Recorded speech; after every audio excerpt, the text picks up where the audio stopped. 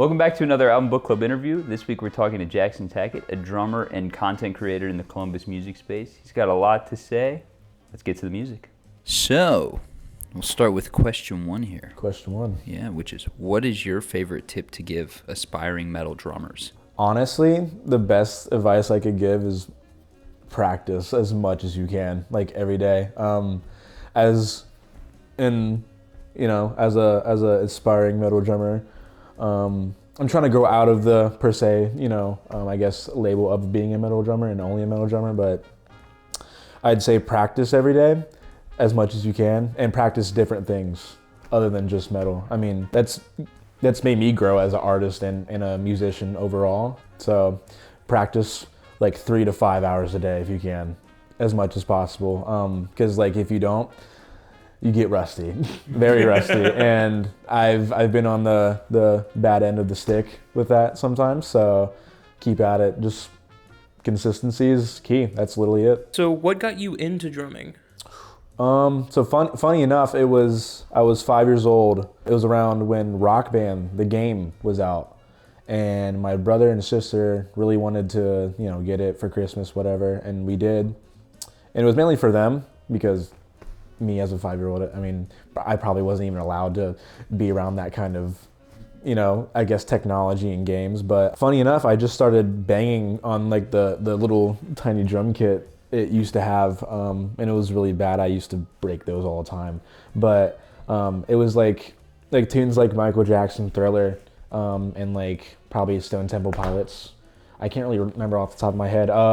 Children of Bodom was on there too. Are You Dead Yet was the main song that I remember playing that all the time. And my mom and dad took notice of that, and a year later they got me my own drum kit. So thanks to Rock Band and Joey Jordison from Slipknot, because my brother showed me them, and because I was sneaking into his bedroom all the time, and I wasn't even supposed to be in there because he would be playing deathcore and just Veil Maya per se. So, but I would ask him what is this band, and he's like, oh yeah, it's Slipknot. So as the naive, gullible 5-year-old would do, he would go on YouTube and look them up, and I saw Joey ripping drums, and I was like, I kind of want to do that. So that's how it happened.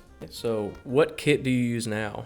I use a various, I guess, I switch between 2 of DW kits. I use the Collector Series. It's a nice red, I guess, finish. I believe it's maple too. Nice Collector Series. That was a graduation gift 3 years ago.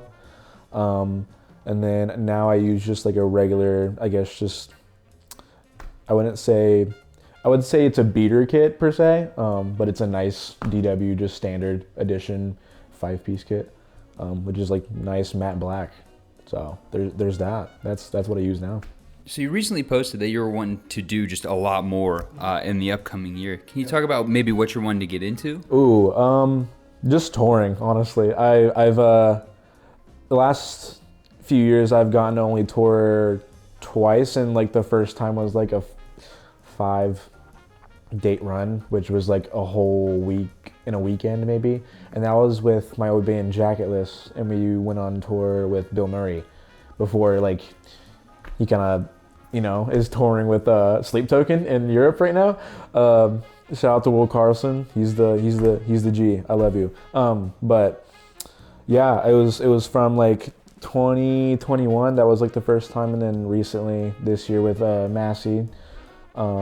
June, I believe, with Rivals. Rivals, great band, love them. But mainly touring. I want to try drum teching, just to get my name out there and get out there in general. Session work, I've never really done it before. I'm confident enough to do it. So there's that. I just want to make as much, connections as possible. With drumming, music in general. I mean, it doesn't always have to be drumming, but just to get the name out there would be cool. So yeah, there's that. So you mentioned touring before and playing live shows. We all have our favorite moments, and we were hoping to know some of yours. Do you have any favorite moments from your live shows that you've done? When I'm playing headliners with my bands, so the last Jacketless show, I mean, most of them had pits, but like I just like seeing the moments where people, we know it's a really nice heavy part where people are supposed to be jumping around and we don't even have to say, get up or move or whatever. People just kind of do it on their own, it's a nice relieving feeling of seeing the work you put into your music and people reciprocate the energy without you even having to say anything, it's pretty sick. So like Jackless last headliner was cool. This time around, August I believe was Outside of Heart's last show.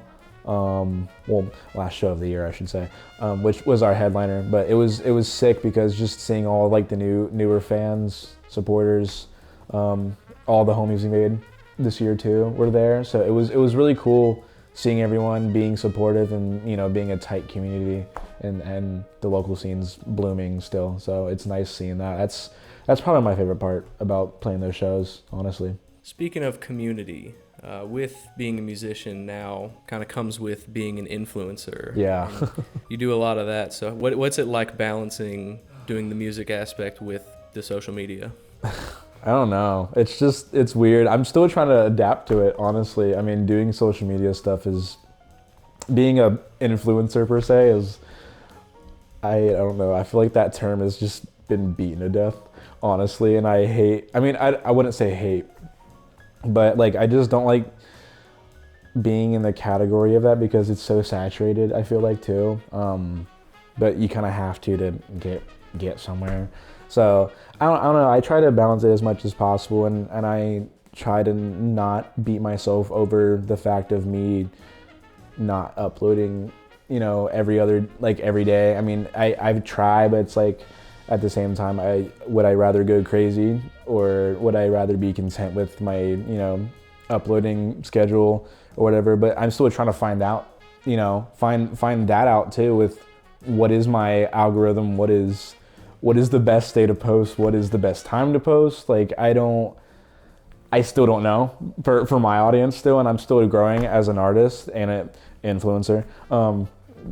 But yeah, I mean, I try to balance out, my sanity with uploading and being content with what I upload too. So yeah. And I will say, notably, in your uploads, your drum recordings sound amazing. Shout out Black Moon Recordings. Is that who you do? You just go to a recording studio? Yep. I go to Black Moon Recordings in Pataskala. Shout out Anis Latif. He's the GOAT. Another question we have for you is, do you have any goals for yourself within music that you're currently trying to achieve? Get out of the U.S., honestly. I mean, I would like to travel all across, obviously, but I would like to break the boundaries of getting out of the States and pushing the Outsider Heart agenda outside of here, which would be cool. But I mean, just pushing the agenda of me too. I mean, I just want to collab as much as possible, and I also want to create a nice, I guess, community with everyone too. I mean, I've had thoughts of, I guess collaborating with other podcasts and starting a podcast too, but that's just for future reference. But I know certain parts of the community are kind of divided in certain genres too. But like, we have a great hardcore metal scene here. We have a great alternative pop scene here. I just feel like it just needs more love than what it's been giving it. I feel like we need to give its flowers more, So I feel like just a more community effort. Yeah, that's what we all need to do, and I need to do. So at the end of these interviews, we always ask for an album suggestion from you for us to review on our Friday lives. Oh my, okay. Because I know you guys, I watched the one you guys did with Max for Which one? Post-Human Next Gen. Okay, all right. Good. Yeah, that was a good one. I feel like he rated it fair, but I don't know. I feel like Max is a little biased when it comes to certain things. I'm trying to think of like albums I've really dug into this year. I'm gonna give you guys Knocked Loose's You Won't Go Before You're Supposed To. I think that's the album that I've been like obsessed with since it's been released. So yeah, there's that. I feel like it's one of those albums where it's like you have to go into it without the mindset of, I mean, I don't know if you're a fan of Brian's vocals or anything, of like, what's your stand on that? They're more on the grading side to me. It's like I can tolerate it in spurts. So there's like 3, 4, 5 songs here, and then like a break. Okay, I feel like that's good for you for this album too, because I feel like it's more dynamic with Isaac's vocals and Brian's vocals, which Isaac is the guitarist that does more of the lows and guttural type deals. But I feel like it's one of those albums you have to go into it without the mindset of knowing it's knocked loose. I mean, obviously you're gonna know, but it's like it's the body of work that surprised me personally, because it's like more emotional than, I mean, their past songs have been really emotional, but it's like to the point where it's like it's kind of haunting and scary. They like kind of like listen to it in perspective of what the lyrics are about and like what you're hearing. So yeah, I feel like that's a great album to look into for that. Alrighty, hell yeah, we will check it out. But now comes for the best part of the show, which is the plug yo shit section. You get to shout out all yo shit coming out, everything, plug it. So Okay. Man, I don't even know what to plug first. Shout out to my YouTube. Shout out to my Instagram, TikTok. You can literally find me anywhere. Jaxson Tackett, JaxsonTackett. There you go. Outsider Heart. You can find us on TikTok, Spotify, Apple Music, anywhere you like. Outsider Heart band OH, Outsider Heart OH. Either one, you'll find the logo. It's a O and a heart. It's pretty easy. Yeah, I mean, shout out Black Moon Recordings. Shout out my band. Shout out Will Carlson. Shout out Ethan Carlson. Shout out the Carlsons. They've helped me tremendously with my music career. Shout out David Puckett from Weekend Was Romans, best drum teacher ever, and Tyler Foltz. Yeah, shout out to my family. And it's been real. I think that's everyone. Sweet. Well, it's been great having you. If you made it this far, press like, press subscribe, and thank you for being here. We appreciate it. Oh yeah, I appreciate it. Thank you. Thanks for having me.